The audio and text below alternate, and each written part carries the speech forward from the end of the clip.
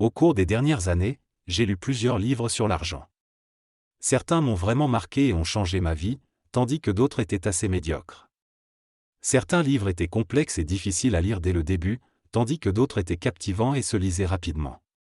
Je vais vous parler des livres que j'ai adorés et qui ont eu un réel impact sur ma vie.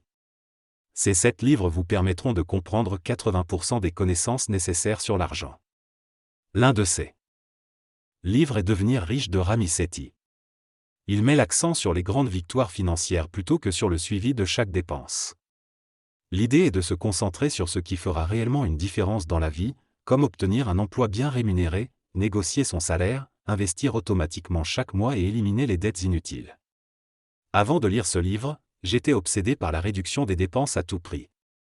Maintenant, je me concentre sur les questions qui ont un réel impact sur ma situation financière. J'investis régulièrement, j'ai résilié des assurances inutiles et j'ai négocié mon salaire. Ensuite, la psychologie de l'argent de Morgan Housel souligne que l'argent est autant une question de psychologie que de mathématiques.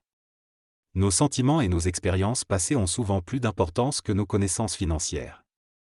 L'auteur conseille de s'inspirer des modèles plutôt que des personnes individuelles qui ont réussi, car la chance joue souvent un rôle important dans le succès financier. Il est plus prudent de choisir un chemin qui a été emprunté par plusieurs personnes qui ont réussi plutôt que de suivre le chemin d'une personne qui a réussi par hasard ou grâce à des circonstances exceptionnelles. Il est souvent facile d'oublier que les meilleurs conseils financiers sont souvent les plus simples. Opter pour des fonds indiciels à bas coût est généralement le meilleur choix en matière d'investissement. Des stratégies telles que la sélection individuelle d'actions, le trading ou l'immobilier peuvent être gagnantes pour certaines personnes, mais pour la plupart, elles sont tout simplement une mauvaise façon d'investir. En réalité, la finance n'est pas si compliquée et ne nécessite pas beaucoup de chance ou de hasard. Il suffit de dépenser moins que ce que l'on gagne, d'investir correctement et de gagner plus. Avoir suffisamment d'argent permet d'acheter la liberté, de ne plus stresser à propos des factures, de faire ce que l'on aime et de ne plus travailler dans un emploi que l'on n'aime pas. Il est important de comprendre que l'argent doit travailler pour nous et non l'inverse.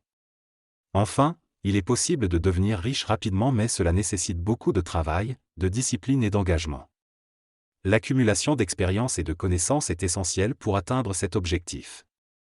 Le livre L'autoroute du millionnaire de M.J. Marco aborde ce concept en détail.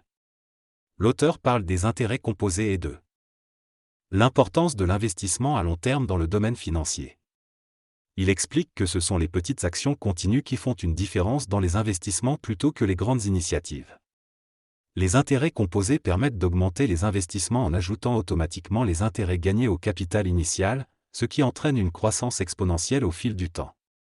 L'auteur recommande également la lecture du livre Le Petit Livre pour investir avec bon sens de John Bogle, qui défend l'idée d'investir dans des fonds indiciels à faible coût pour suivre les marchés plutôt que de les battre.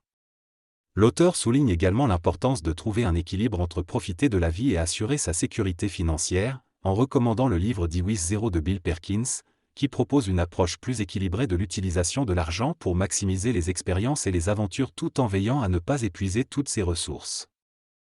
Avant la fin. Il invite également les spectateurs à partager les livres qui les ont le plus marqués dans les commentaires, afin d'ajouter de nouvelles recommandations à sa liste de lecture.